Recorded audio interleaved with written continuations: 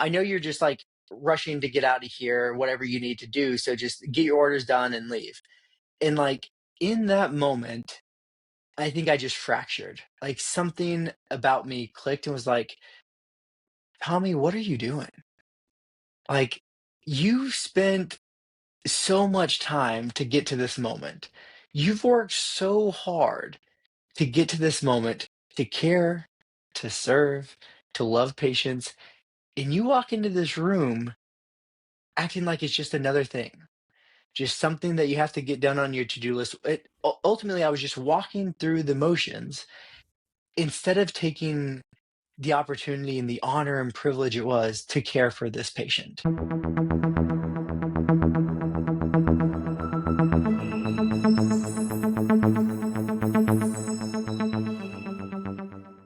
Hello, everyone. This is Dr. David Spiro. Welcome to another episode of HUMED, where we unveil the human side of medicine.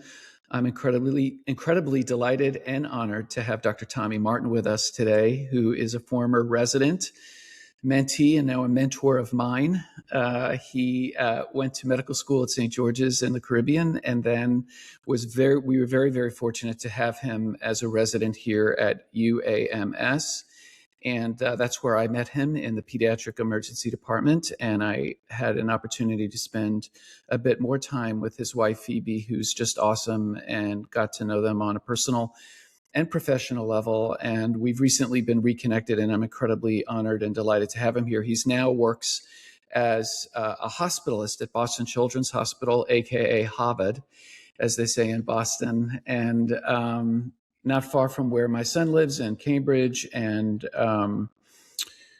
Tommy has been prolific on so many different levels. He's a triathlete. He is a health and fitness expert. He is an influencer and has millions of followers and probably tens of millions of views, my guess, on a month-to-month basis through social media, and really has been a leader around that in the field of medicine. And the most important thing about HUMED is we unveil human medicine. And me, for a personal level, I have an opportunity to reconnect with friends and colleagues. And honestly, Tommy, it's a huge honor and pleasure to have you on the show.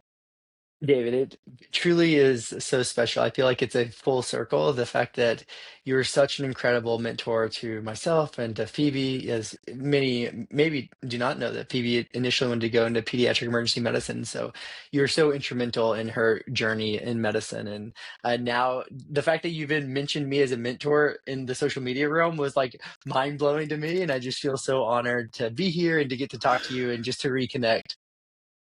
Great.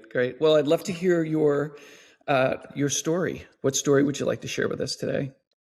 Yeah, so I think there are so many stories that I could share, whether that be as a medical student, as a resident, or as an attending. But one I have shared on my social media some, so it may be a little familiar to some listeners, but for majority, probably not. And I want to share. I was a senior resident at the time, and my beautiful wife and I, we had our son Oliver. And Oliver, if you guys have watched any of my social media, you guys know he has a lot of complexity and he has a rare genetic diagnosis. And so usually I would want to get home as soon as possible to be with my son, to be with my wife. And in residency, you're working 80-hour weeks or 90-hour weeks, depending on the week. And so I was in an inpatient rotation. And for the listeners that may not know, what that means is in residency, you rotate through different rotations every 2 to maybe 4 weeks, and you might have an outpatient block where you work Monday through Friday. But a lot of it, especially in a med peds residency, you are in the inpatient setting. And in the inpatient setting, you work, depending on the day, it could be like 5 a.m. to maybe 5 to 6 p.m., or maybe 5 a.m. to about 8 p.m. And so those are very intensive weeks and very intensive months, and you only get one day off a month. And so I was in my last year of residency, and I was nearing the end of my inpatient rotation, which I love. But I was just tired. I was wore out and tired, and my shift was going to end at 7 o'clock, 7 p.m. And I'd been there since 5 a.m. And at 6:45, I get a call about an admission. And so for the listeners, that means it'll take about an hour. So my Which leaving is a at bummer. 7. It's always a bummer when that happens. Yeah, it's never fun, never fun, but it happens, right? And um, when I got that call, sometimes the night people will be nice and be like, "Here, just let me take it. I'm going to be here all night anyway." But to me, man, what if they get slammed? That's not really fair to them either. And so I just really don't like when that happens. So I was going to do the admission, even if I wasn't happy about it.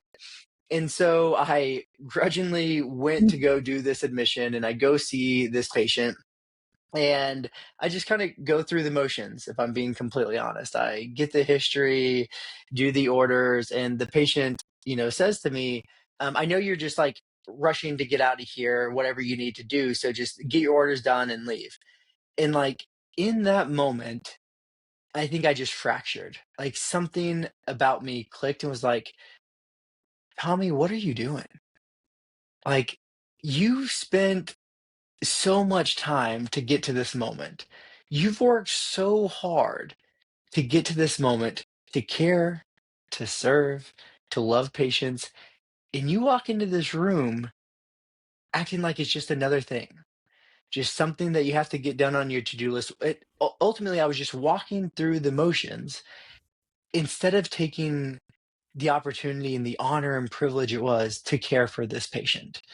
And so in that moment when I heard that response, like it completely shifted in me, and I changed my tone. I changed how I was going through it.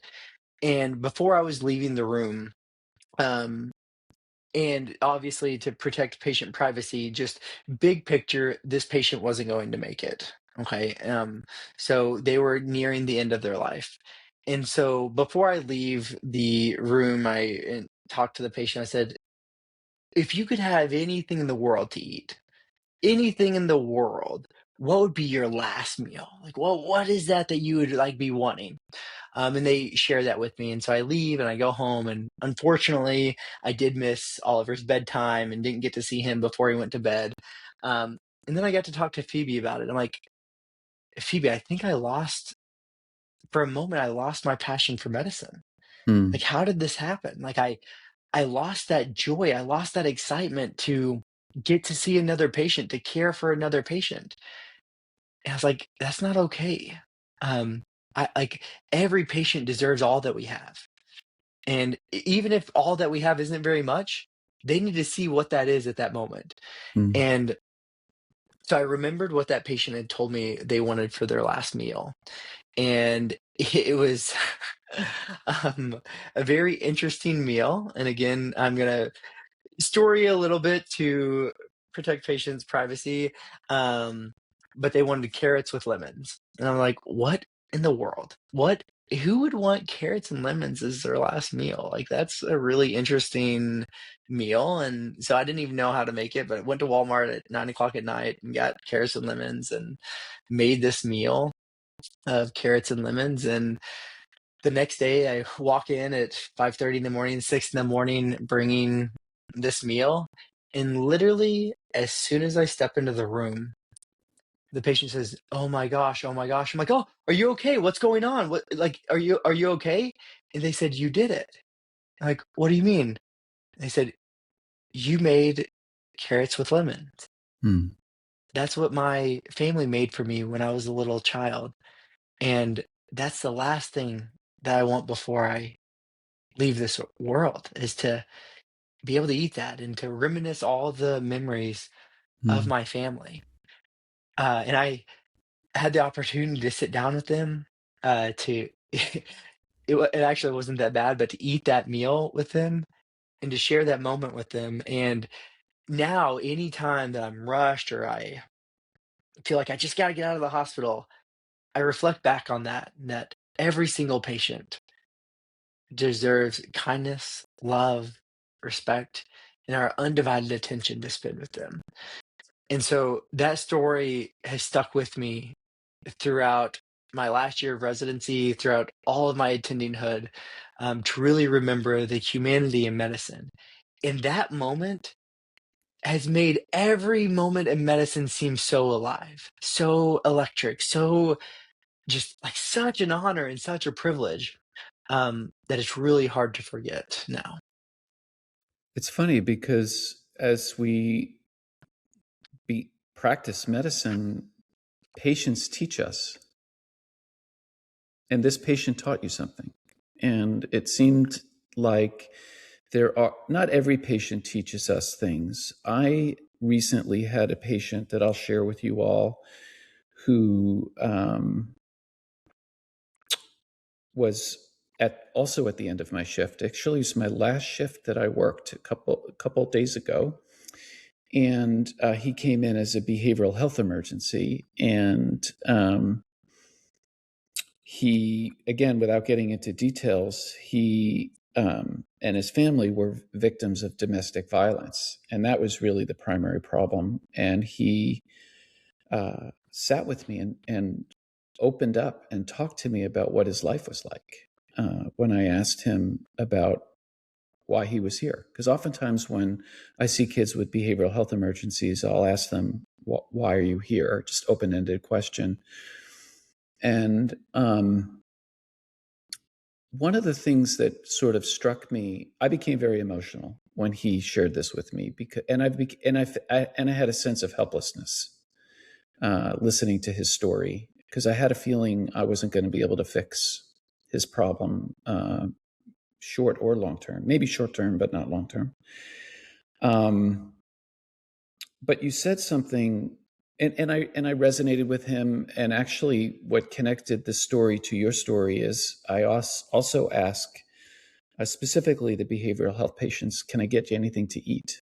And he said, "Yeah, I'm starving." And I said, "What would you like?"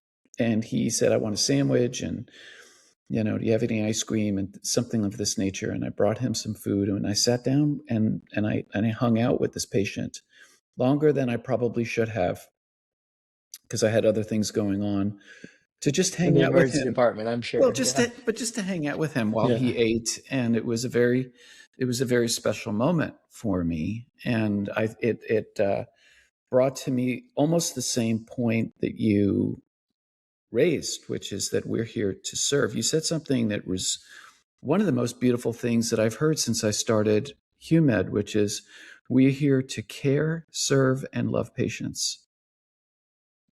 It's beautiful, right? And I think that when I've been doing this now, I'm a PGY 34, uh, which for those of That's you who are not in that's how medicine, old I am. so, oh my gosh, I started residency when you were a little baby. But the point is that I have a 6 a.m. shift tomorrow, and I'm looking forward to it. Actually, Mhm. I still love coming in, because to me, uh, it's an opportunity to serve. It's an opportunity to serve patients. It's an opportunity to serve residents where we met, and it continues to sort of keep my flame alive in terms of the work that we do. So I'm just curious with this particular patient, and as a hospitalist, how do you balance your life? Because some of the story really reminds me of this balance, because in that moment you chose to stay and you missed Oliver's bedtime as a dad, and you missed time with Phoebe, your wife. So tell me how you approach balance, because you gave to the patient, but perhaps that evening Oliver didn't get a bedtime story from you. So how do you work that into your life now as a busy pediatric hospitalist and athlete? Yeah, I think that's a really, really good question, and I think that a lot of physicians struggle with this and continue to struggle with it throughout their career, because you have two extremely strong passions that are honestly antagonistic with one another, right? Like both of these relationships crave the thing that you have the least amount of, and that's time, right? And so they both want that time. And so what I've done, and I would strongly recommend for those who are able to, is to create a career that allows you to live the quality of life that you and your family want to live and within your means, to allow you as much time off as that allows to ensure that you guys have food on the table and the quality of life that you want, but allowing you to pursue your passions outside of medicine and to be with your family. And then while you are with one of your passions, which such as work, while you're at work, be fully 1000% invested into that, right? Because you are doing a disservice to yourself, to your family, to everybody in the hospital, and to your patients if it is separated. If part of you is at the hospital and part of you are at home. Whereas where you'll make the biggest impact to everything is being 100% fully invested in that passion. And so that's what Phoebe and I do, is that when I'm at work, I'm 100% at work. And my family knows that. But I've created a lifestyle that my time outside of work is substantial. And that time outside of work, I'm 100% invested in my family, 100% invested in my hobbies outside of work, so that I never feel like one is truly stripping me away of other things that I truly love. And I think finding that balance is extremely hard. And it has taken me now 5 years, I'm 4 years out, 4 or 5 years out of residency to I feel like I'm finally in a good groove of like have done that successfully. And so I would say that would be my advice. Create a lifestyle that you are thriving in, not just surviving in, because so many things are trying to take from you your most precious thing, and that would be your time.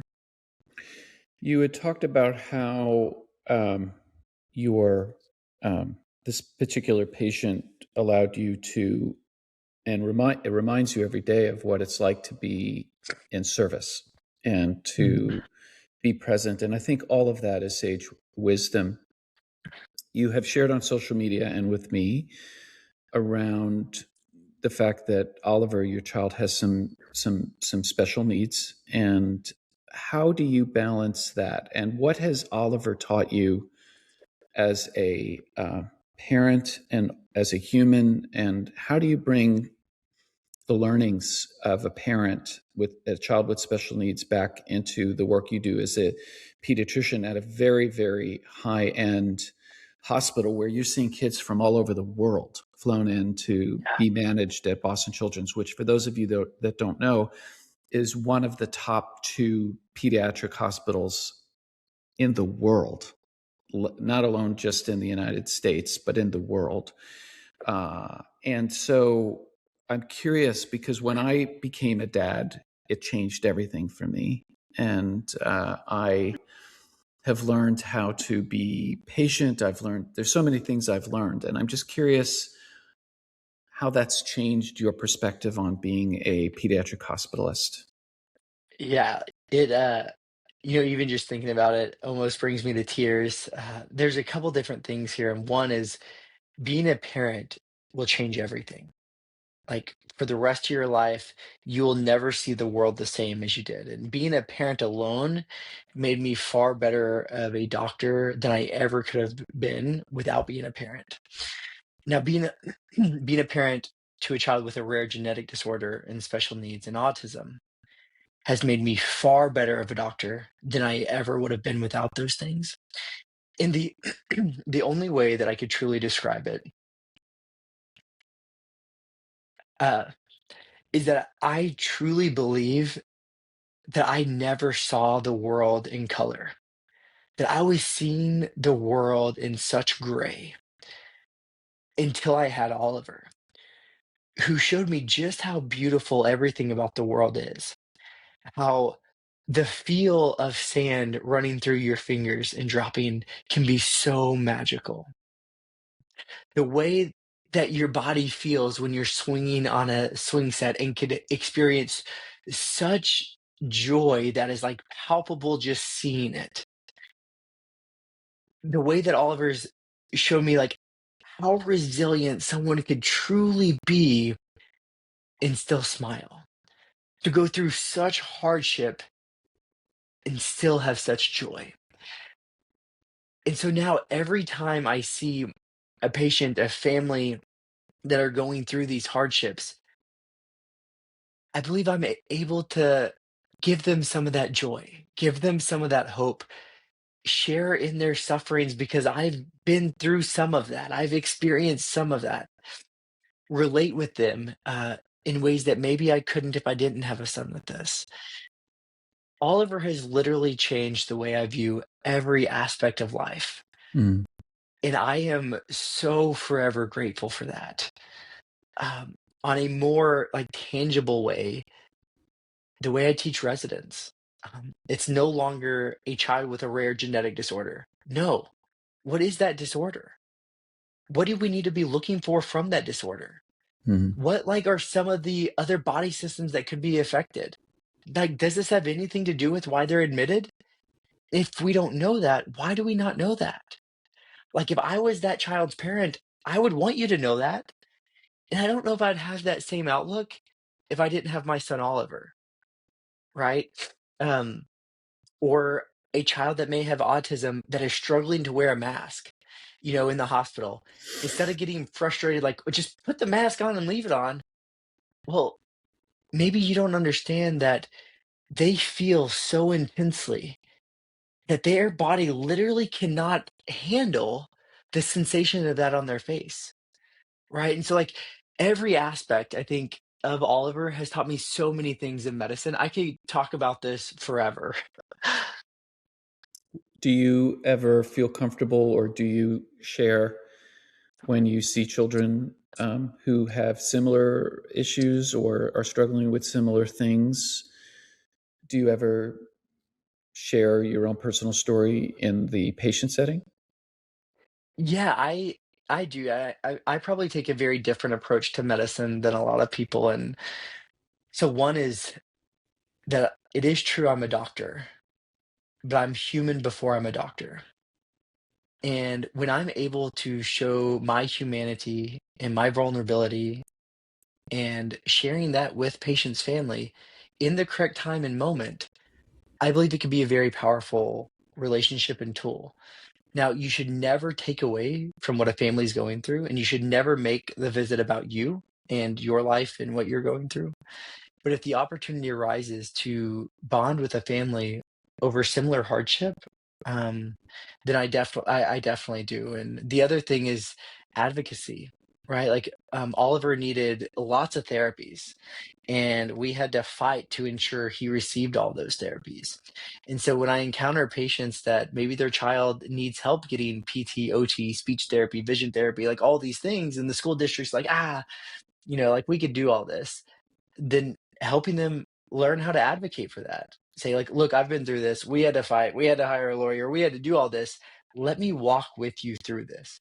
And I may be a hospitalist, but my life has taught me a lot of things about things that may not pertain exactly to being a hospitalist.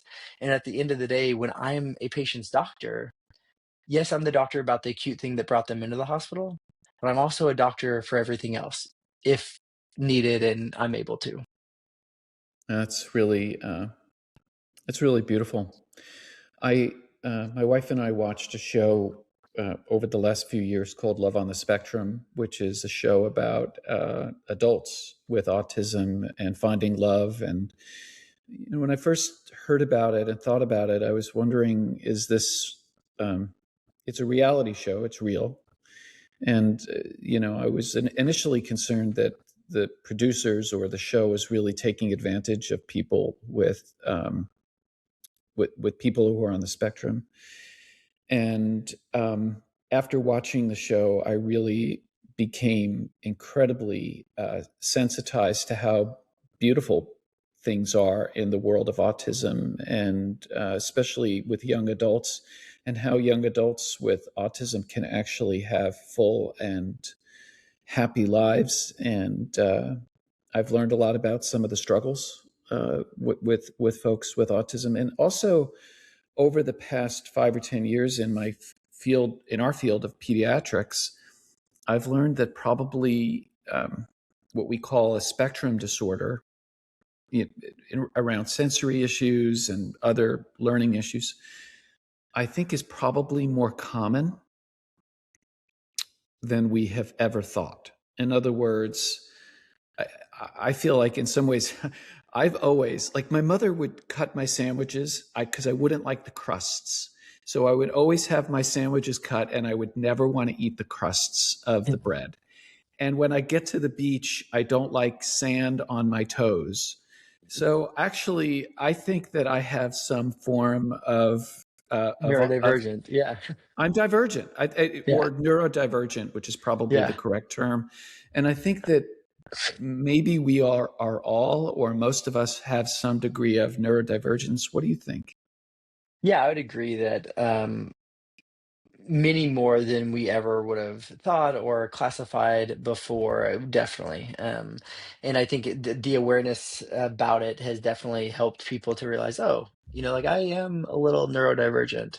I'm very similar, David. So, like as a child, my shoelaces, the bows, and the other, like the string that has the little plastic piece, all four had to be the exact length. And if they were not the exact length, I could not go to school. So they had to be the exact same no matter what. My sock, the line that's in the top of a sock, that had to be in an exact spot on my toes, or I'd have to take off my socks and shoes and fix it because it would drive me insane. Now, over time, I would say that those things have changed a little bit, but I would agree that there are, this huge, broad spectrum of this, and a lot of people probably experience some of it. One thing I do want to touch on, because I maybe some people would say that I romanticize autism too much, and I think that it's probably a fair point, especially how I talk about it with my son and things. But I do not want to take away from some of the hardships that families go through, because it can be extremely challenging. Uh, and people, on social media, you see a highlight reel, right? Well, Oliver has really hard times, right? Like he has really hard days, and he has really hard situations. But I don't believe it's my place to put that stuff on the internet, right? And so, like, of course, there are struggles behind it. And I know that some families, that autism can be extremely severe, to where there could be aggression and, safety issues and things of that nature. And so I just, hopefully listeners will know that I'm not discrediting and minimizing maybe some of the hardships that families go through with children with autism. But at the same time, I do believe that oftentimes children with autism are not understood. And it's that lack of understanding that we cannot really comprehend what they're going through, of why maybe some of those behaviors exist. And unfortunately, sometimes we don't find out what that is. Fortunately, there are times where we do, and we can help them navigate those things. So I just wanted to say that piece before we move on, because I know that many families have significant difficulty and hardships with autism as well. One of the things that I really appreciate about your social media presence is how authentic you are. And I think that's one of the reasons why you've become such an influencer. What do you struggle with? Because, there is a sense when you're on a reel, or when you're cutting and clipping, and I'm posting reels twice a day on HUMED, and I get to pick what pieces of a podcast I throw in. You have a different presence because you're also sharing a lot of your personal life, and around what's going on in your family, which has been beautiful, and I think is the reason why it's been so attractive, and you've grown such a following. But what do you really struggle with on a day-to-day basis? What does Tommy Martin struggle with, or that you can share with the audience? Because you just said something that's very important. There's a beauty to living with a child with special needs, but there are also struggles. I mean, it's hard. There's a hard part of it, whether it's school, whether it's something that's going on at home, whether it's peer connectivity. But what do you struggle with? Yeah, I being authentic and transparent, I'm going to try to answer this as honestly as possible. And this actually comes about through we're currently fostering to adopt a child. And if anybody's went through this process, they do a home study. And in this home study, you have a lot of meetings. They learn everything about you. Okay, like everything about you. And then at the end of this home study, they write this document. Ours was crazy long. And it tells about you. And even though I thought it was kind of insane, how much they had to go through, reading it back was very insightful. And I think it may have brought about something that I struggle with that I never realized that I struggle with until I read this home study. Um, and so some of the listeners may not know, but my family, we grew up pretty poor, and our family was broken by drugs and addiction and separation and divorce and a lot of hardship until I was about the age of 14. Um, and in this home study, it had read, and I'm probably going to butcher it some, but it says Tommy is extremely successful and driven and constantly pursuing excellence in all that he does.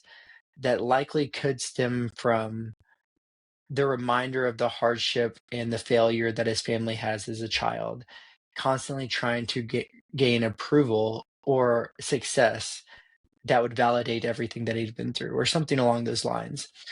And I don't know if I ever thought of it that way, or like, why am I truly trying to do these things or like get to this next level, or like, why is it never enough, I guess. And even though, being honest, I love everything that I do. Like, I love doing Ironman. I love trying to beat my PRs, like do all these things.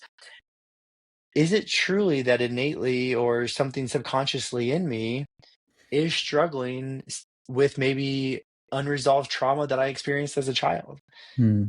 And as a child, I remember, and I think this validates kind of what she had said in the home study, is that I never wanted to miss a question on a test. I remember grade school, I'd wake up 5, 6 in the morning to study before school. I was not going to miss a question.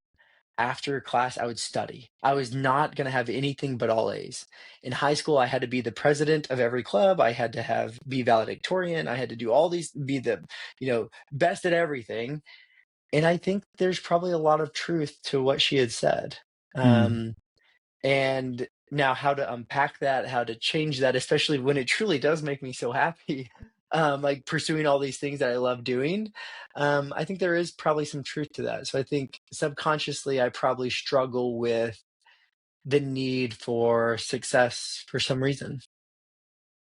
One of the honors of my career is I was on the admissions committee for medical school at Yale and also at Oregon Health and Science University, where I worked before I came to Arkansas.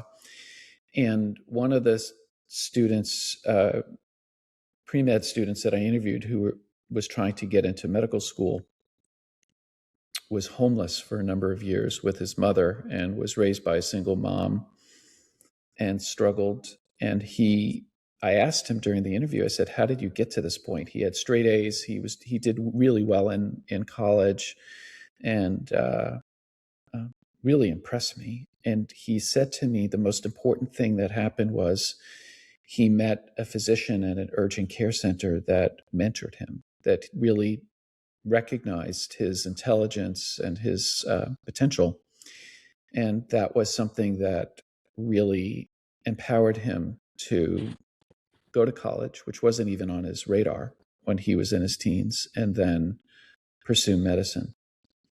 Uh, you had a really difficult childhood, and I'm curious what were the events that allowed you to become so successful?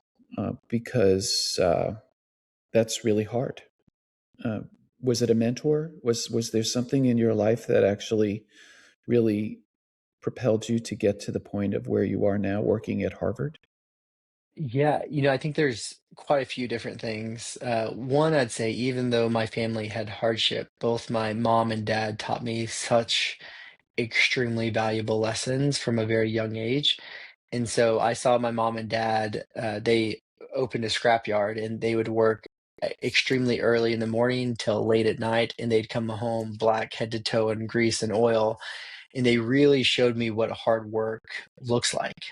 Hmm. And that carried me through everything. And I think that's one reason why I work so hard. Second is my dad, even though he has battled a lot of things, his capacity to love everyone is unmatched to anything I've ever seen before. And being able to see him love a complete stranger as if they were family is something I've kept with me forever. My mom's ability to show grace and forgiveness in indescribable circumstances, I think were lessons that I have kept with me forever. Mm. Those lessons that I learned at a very young age, I think shaped my entire life in a very, very positive way. And allowing my heart to hurt and allowing my heart to grieve and allowing my heart to suffer through these things, I think has led me to be able to have great empathy and compassion for people. And so all of those lessons, I think, shaped my trajectory in life. And then throughout that time, I've had multiple different mentors that have encouraged me and reaffirmed that, Tommy, your goals, even with your background, are still possible. And so I had an English teacher. She's passed away now, but her name was Mrs. Estes. She was incredible. I hated reading, like absolutely hated it. And she was really hard on me. But she would tell me every day that, Tommy, your dreams are not nonsense. Like you can accomplish these things. And so that was like really powerful and helped me so much through it. And then in football, um, a lot of good friends that believed in me and supported me, and my coaches. I played football at a small college. Uh, so yeah, I'd say so many different mentors along the way. I could name names literally for hours on end about people that has made this possible. But I think the encouragement and the support um, are definitely what's made it happen. And that's beautiful. I'll be a bit vulnerable. As during my high school years, I experienced financial insecurity in my family. My parents almost went bankrupt and were almost evicted from the home. And it was during that time I volunteered at a local ambulance company and had some mentors there who really gave me support and on many different levels, and also allowed me to see what practicing medicine was like on an EMS level, and it really improved, or at least gave me some insight into where my career could go. Um, and I feel like, for me personally, going through, and I like you, received a lot of love from my family. I had emotional security with my parents, and they each in different ways uh, were very powerful um, role models to what my life mantra is, which is the most important thing in life is giving and receiving love from whomever, family, friends, Mm. patients, as you described. Almost everything else is very, very secondary through my lens, and they taught me that. And um, honestly, by hearing your story and unveiling sort of things today, it really it's an opportunity and a sort of honor to get to know you in a completely different way. And I think it's beautiful. What do you think about that? What do you think about the idea of giving and receiving love as sort of a very high Um, mantra?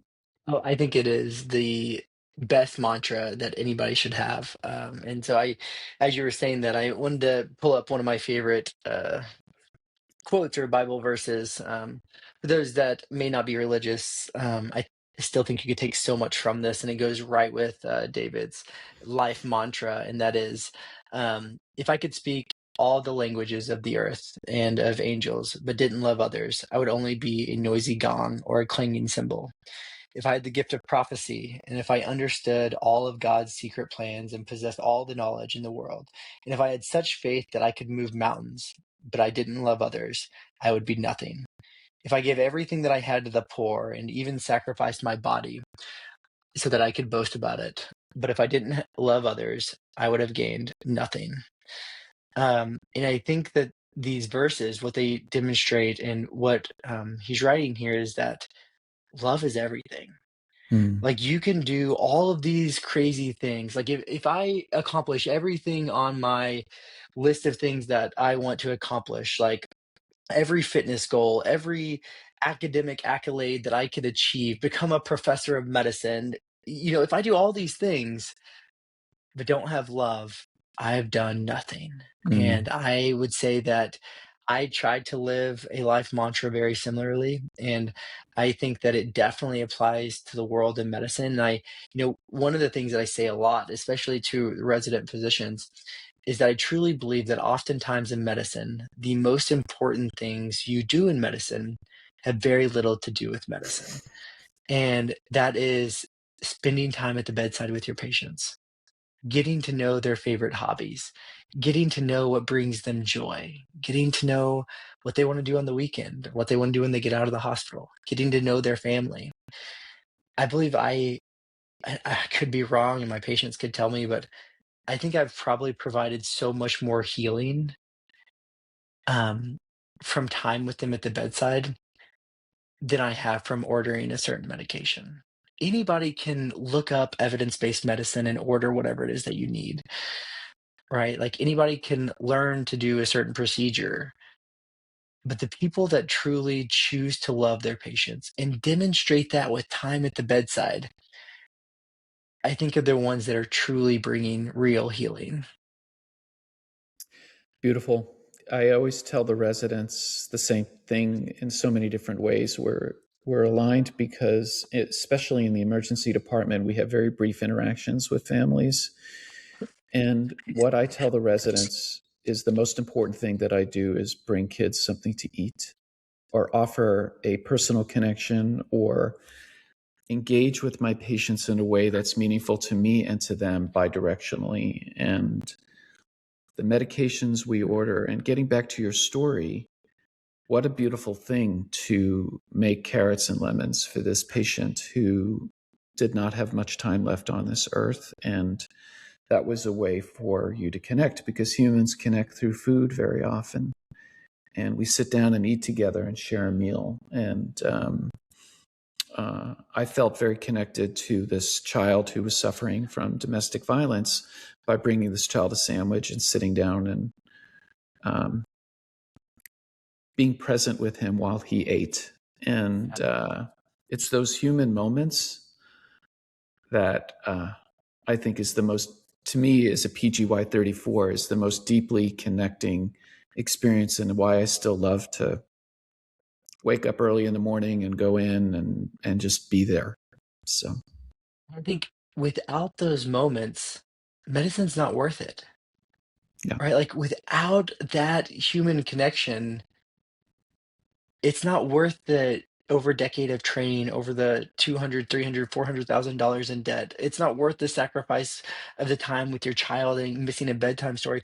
Without those moments, medicine isn't worth it. And I just think it's so awesome that you have 34 years of teaching those around you such important lessons. Something I wanted to ask you is, obviously, you've worked with far more residents than I have, but they're in a constant they're in a constant battle of seeing as many patients as possible in a busy ER, making sure they get their notes done, making sure they get adequate sleep.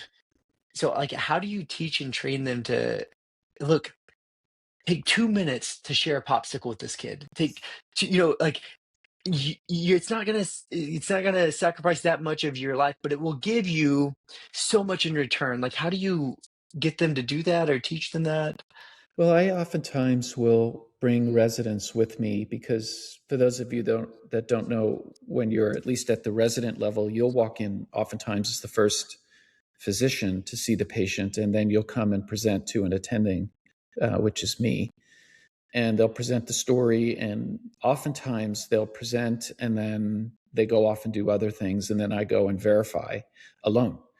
And so oftentimes I will bring the resident in with me to teach something. And very often I will walk out of the room and I'll ask the resident, what went well? What went well here?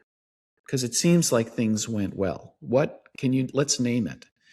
And we talk about it. We talk about the human connection. We talk about another mantra that I teach, which is the essence of healthcare is bidirectional communication, how we communicate. how I communicate with patients, how I communicate with the hospitalists, how I communicate with specialists, how I communicate with another ED when I send a patient who's an adult to another emergency department to transfer. All of those when something doesn't go well, how I communicate with the chief medical officer of my hospital. All of it relates to how I articulate myself and how I stay present, as you described very well, with families, and listen and just be. Just be. And also being authentic. I'm okay now as a PGY 34 to be David Spiro. I grew up in New York. I have a little Northeastern thing. I went to medical school in San Francisco. I lived in Oregon. I'm a hippie. I hang out in a sauna every day like Tommy Martin. I've got some Eastern Europe because my best friend lives there. And I just let it go. And I actually share this stuff with residents, and I share the fact that now I'm a podcast host. It's now a year. HUMED is a year old. And Incredible.